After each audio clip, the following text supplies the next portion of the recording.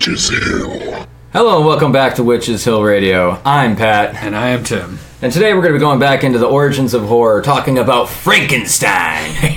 But before we get into that, if you have any inquiries, you guys can contact us at witcheshillradio@gmail.com.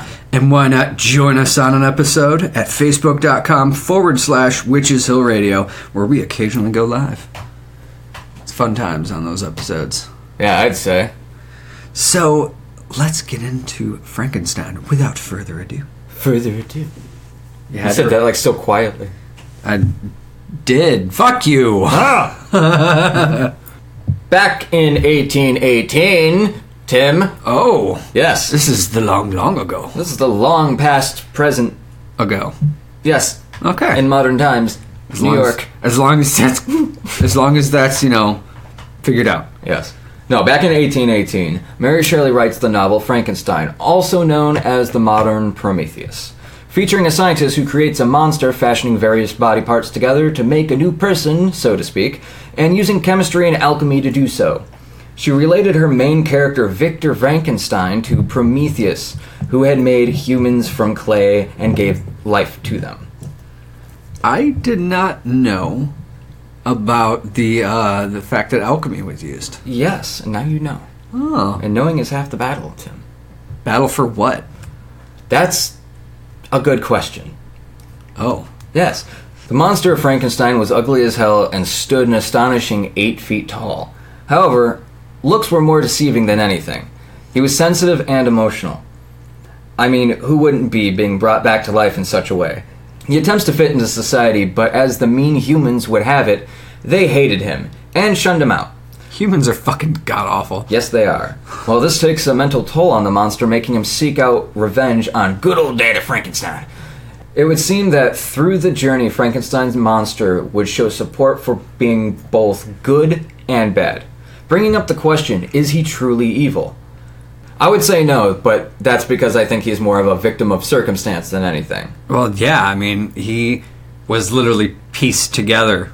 Yeah, but at the same time, I'm not the one who wrote it, so maybe there's some type of hidden meaning behind everything. Who knows? Yeah, true. However, Very the true. Story, Tim! The story! A brief version. A brief version of the story. Version of the story. All right, let's hear it. Well, Victor created him in the attic of his boarding house, in kind of a makeshift lab with his own creative method, so to speak. Frankenstein freaks out and runs away from the monster upon his completion. The monster then flees and wanders out into the wild. It's confused, obviously. The monster hides near a family where he listens to them talk, and in turn learns how to speak also. In fact, he also becomes somewhat educated and learns manners as well. So, pinky out, Tim. Pinky out. Pinky out at all times. At all times? Yes. Well. The monster finds it in him to introduce himself to the family's father, who happens to be blind, giving the monster an advantage. Not to kill him, but just to be nice. The father then treats him with kindness and everything seems to be going well. That is until the rest of the family, who were out doing other things at the time, return home to find the monster. There they begin to treat him horribly, causing the monster to flee once again. Oh, poor guy. Yeah. He then finds and rescues a little girl, only to be shot by someone who says that she is his. So, like, his father, or her father or something. Okay. The monster, pissed off as anyone would be at this point, Clearly. finds Frankenstein's journal and a lab coat and vows to take revenge on the man who created him and abandoned him. But, I mean, my quick thing there, he didn't abandon him, though. He ran away. Yeah, but Frankenstein also, fled from him. Oh, okay. Yeah, Victor just took off. He was like, holy shit! Fuck! I'm out of here! Oh, this is wacky! The monster then runs into Victor's brother, William, and thoroughly kills him. Thoroughly. Frankenstein runs to the mountains in fright. Who's waiting for him there, though? The monster, of course. Though instead of killing him, he asks Frankenstein to create him a female mate, promising that he'll leave forever and never return if he agrees. But if he fails, the monster will lose his shit and destroy everything. Yeah. Okay. Frankenstein agrees to build this Bride of Frankenstein, but then destroys her in fear of another monster walking around, possibly creating a race of them. Oh. The monster kills his best friend, Henry Clerval. Frankenstein's father also dies of fright at this wedding. Apparently this happens on a wedding night. Frankenstein seeks to kill the monster and searches for him in the Arctic Circle. He falls into the water and gets pneumonia. A ship sails by, bringing him aboard. Sadly, he's dying, and he tells them his story of the monster that he created, then dies. The monster boards shortly after to see his creator now dead. This makes the monster overwhelmed with grief and sadness. He then vows to incinerate himself at the northmost extremity of the globe. He then departs the ship, never to be seen again. Huh. Yes. There's a lot more to that story than I initially knew about. Yes. So I would say read it for yourself so that way you can piece all the things together. But that is essentially what the original story of Frankenstein actually was. So yeah, he's somewhere in the Arctic Circle. If he set himself on fire, otherwise you gotta fucking he became the Yeti.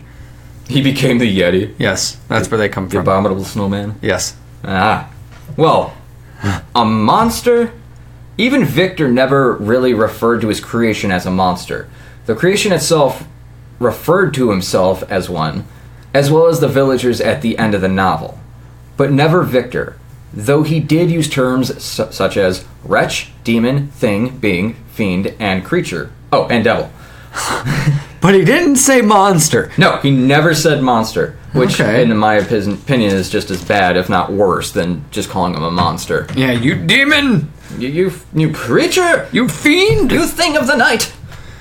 It's interesting. Yeah, right. This does make it a little difficult when addressing the monster or creation rather than Victor himself. But as time went on, about a decade after the publication, people just started to refer to it as Frankenstein, though the monster himself did mention that he should be called Adam, which was a reference to Adam and Eve of the Bible. Yeah. The monster had a bad hand dealt for sure. What do you think? Is he truly a monster? No, I wouldn't say he's a monster. He's a creation, but like as in like evil monster? No. No, I mean he went to a house and learned to like speak and be a gentleman. He learned to pinky out and everything. Yes, he learned pinky out, so cut him some fucking slack. And then people came home and called him ugly, and he ran. Yeah. And he's like, "I'll kill you all." Humans are being humans. Yeah. God awful fucking things. Well, let's fast forward to 1927. The story was such a hit that it was to be expanded upon. Peggy Webling wrote her adaptation for the stage, and in her adaptation, Victor finally gives the creature its name. Yet, for some reason or another, when the film adaptations began in the 1930s, the monster was stripped of its name once again, even though it was based around Peggy Webling's play. In the credits, it's to be noted that it only says "the monster" where its name should be. So thus the name Frankenstein seemed to be a fit, and has since been a staple in the horror world. Now let's move on to the appearance. To the appearance of Yes. the monster? Yes, the appearance. The most iconic description of Frankenstein is that of the 1931 movie Frankenstein by Universal Studios, played by Boris Karloff. And that's the fucking like bolts coming out the neck and everything? Yeah, he has the dead greenish skin, giant forehead, almost brick-like, a scar on the forehead, and those thick bolts coming out of his neck. So the monsters. Yeah. If you've seen the monsters, that is actually based on his portrayal of Frankenstein. Okay. And the short jet black hair. Not to get confused with Herman Munster's portrayal of Frankenstein in The Munsters, which debuted on September 24th, 1964 on CBS. Nice. Yes, I did have that in here. But who can forget the Bride of Frankenstein, portrayed by Elsa Lanchester in 1935, alongside Boris Karloff for the sequel to Frankenstein in 1931. She had a similar skin tone to that of Frankenstein, but her hair was in a beehive, and it had a single white streak on each side. Though she hadn't any lines in her film other than hissing and shrieking at the times, she made an impact on the horror community that has lasted almost a century. And yeah, she didn't have any lines. Damn. Yeah, she was just like primitive. Okay. Yeah. In the 1950s, Sir Christopher Lee portrayed the monster, but with a different look. Instead of having a vertical scar near his temple, he had one horizontal across his entire forehead. Was blind in his right eye and gave us more of a zombie-like Frankenstein in term of looks. Though he stumbled around with his stiff legs and twitchy reactions much like Karloff before him. Okay. In 1977, a miniseries came out called Frankenstein, The True Story, where they show Frankenstein's monster to be a handsome young lad who unfortunately morphs and degenerates into a monster due to unseen flaws in the creation process, giving a new take on the whole lore. Okay. The last one I'll mention is Peter Boyle in Young Frankenstein. Young Frankenstein. Frankenstein? Frankenstein by Mel Brooks. Peter Boyle starred alongside Gene Wilder in this comical performance of the horror icon. I love this movie. This movie was just brilliant. It is. I love Mel Brooks. Oh, hell yeah. And Gene Wilder. Gene Wilder is just a treasure. Yes, he is. May he rest in peace. Much like the original way Karloff looked, this was alongside it, but the hair mimicked that of a monk. Bald on top, and the hair was around the sides. This is one movie that has a musical number putting on the Ritz. You won't want to miss this. I do remember that. Yep. Frankenstein dancing. But speaking of parodies, we can talk about parodies now. Uh-oh. Yeah. Uh-oh. I mean, sometimes they're so bad they're good. Yeah, that does happen. But I mean, like we were just talking about, there's the Mel Brooks films, Young Frankenstein or Frankenstein. It's pronounced Frankenstein. Frankenstein. But there were more. Some more adult rather than not. In 1990 came the comedy horror Frankenhooker, where hookers and a medical student's head are put together. And unlike the real Frankenstein, she wanders the streets doing what hookers do. Oh, wow. Yes. Yes. I've never actually seen that one. It sounds like some type of necrophilia thing. Yeah. Like, I would not pick that thing up. That's... Not that I pick up hookers anyway. Yeah. Not like I intend to. And Grand Theft Auto is where I could draw the line. And then I get my money back because I run them over. Oh, I'm cheap.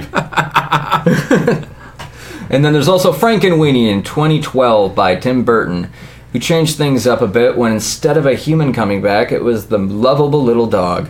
Little Victor Frankenstein is shown learning about electricity and the effects it has on dead frogs, and he gains the idea on how to bring back his best friend. Yep.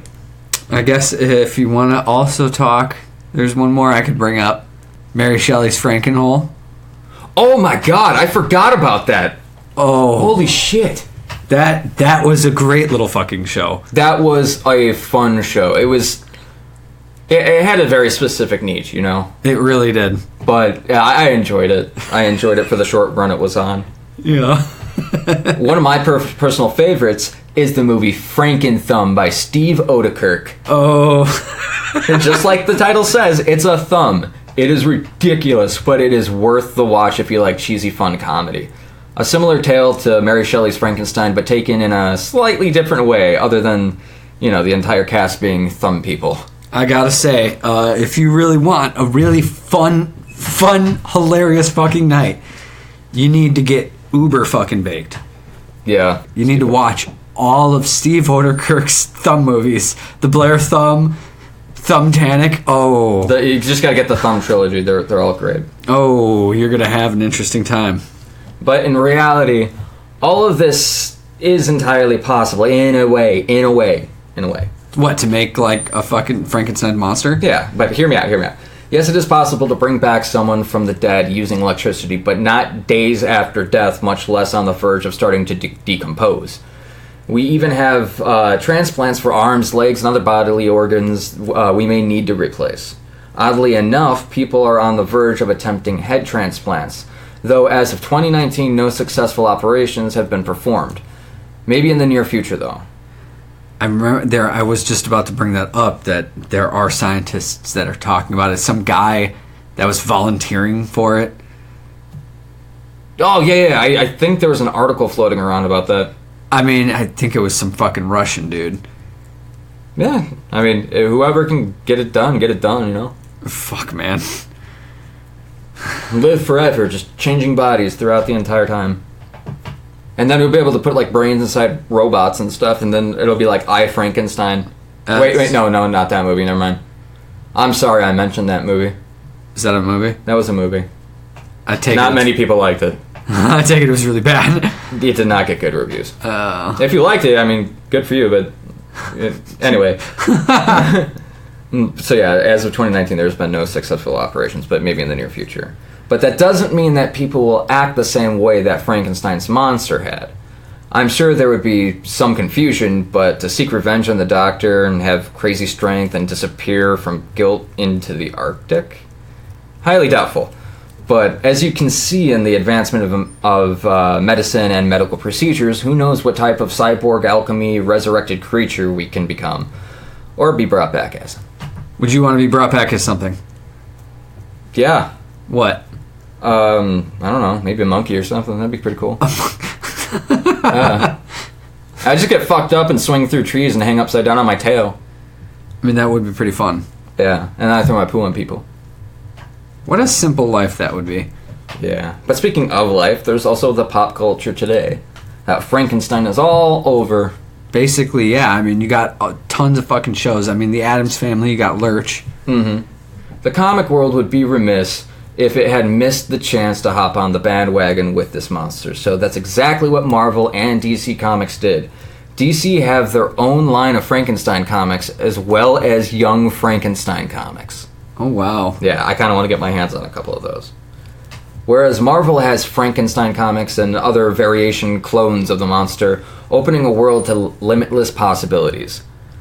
The Flintstones had their own movie with prehistoric versions of Frankenstein's monster in The Flintstones Meet Rockula and Frankenstone. Wow. Yes, this is a parody, but it, felt like it deserved to be in the pop culture section. I did not even know about that. I kind of want to just find that. Right? Looney Tunes got their hands on it as well on a short called Dr. Devil and Mr. Hare, where the robotic version of Frankenstein is created, and he beats up the Tasmanian Devil and Bugs Bunny, his creator. I mean, we were just talking about, the advancement and turning into a robot. Yeah. And obviously, Lego is no stranger to these beastly characters, as they feature Frankenstein in various games that they have released, such as Lego City Undercover, as a playable character, and is also in Lego Monster Fighters. If you want to play with a figure like him, you can. They had featured him in Series 4 of Lego minifigures and in Series 14. There's a rendition of Frankenstein as a rocker called Horror Rocker. Yeah. And I gotta say, I know a lot of those Lego games get a lot of really good reviews. Some of them are really fun. I really like the Star Wars ones. I've only played a little bit of the Harry Potter ones. Or no, and what was it? Lord of the Rings? Lord of the Rings ones. Yeah. Yep. Yeah. Those are fun. I do suggest if you haven't tried any of those games, definitely try them. In video games, other than Lego, he is featured as a boss in the Castlevania series. Really? Which Yes. one? I didn't have an actual title. All I know is that it's in Castlevania. It might be like a reoccurring character. That's fucking awesome. Yeah, I haven't really played much of anything other than like Symphony of the Night. Hell, even Stephen King's It turns into Karloff's portrayal of Frankenstein at one point in the book. Oh my god, I'm in the middle of rereading that again. Fuck, I don't remember what time he turns into that. I mean, Pennywise in that also turns into a werewolf at times. Like, it's... Yeah. Oh yeah, I haven't read it, but I need to read it. It's such a good book. But that is pretty much the it for Frankenstein. Mm-hmm. I had to say the it because we just were talking about it. But yeah. But yeah, thank you for listening to the Origins of Horror. Yes, the Frankenstein one was actually kind of cool. I really want to actually read the original story for that. I like how much there is there. Yeah, I mean, there were other weird adaptions throughout time where people write love novels about, someone dying, coming back, and falling in love, and I don't know. I keep bringing up the question, is that necrophilia? I mean, it's dead. I mean, if it's still rotting and, it's not alive. It consists of rotting parts. Yeah, that's not cool. It's not. You're going to ruin my hot plate. I mean, what else are you gonna use it for? Hot Pockets. Oh. Anyway.